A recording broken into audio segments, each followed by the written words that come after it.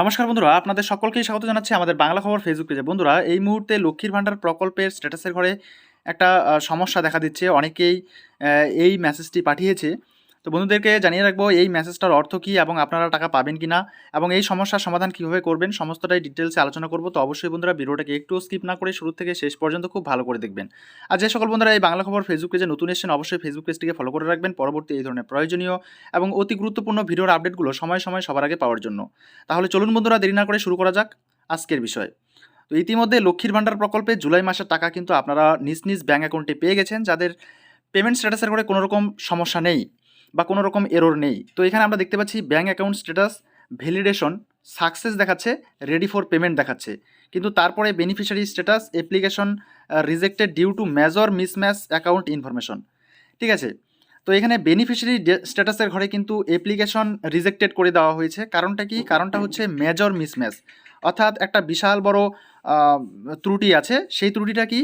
আপনি যে account information দিয়েছেন সেই অ্যাকাউন্ট ইনফরমেশনের সঙ্গে আপনার যে আধার কার্ড বা অন্যান্য ডকুমেন্টসগুলো যে আছে সেই ডকুমেন্টসগুলোর সঙ্গে আপনার অ্যাকাউন্টের ইনফরমেশন মিলছে না। আপনার ধরে নিন আপনার নাম মালতী রয় দাস, ঠিক আছে? তো মালতী রয় আবার দাস, তাহলে ব্যাংকের অ্যাকাউন্টে যদি খালি মালতী রয় থাকে তবে সেই ক্ষেত্রে আপনার এই সমস্যাটা দেখা দিতে পারে। নামের ক্ষেত্রে হতে পারে, তো বিভিন্ন ক্ষেত্রে হতে পারে। তো এর জন্যই কিন্তু এই সমস্যাটা দেখা দিচ্ছে, আর এই সমস্যার জন্যই আপনার অ্যাপ্লিকেশন রিজেক্টেড করে দেওয়া হয়েছে।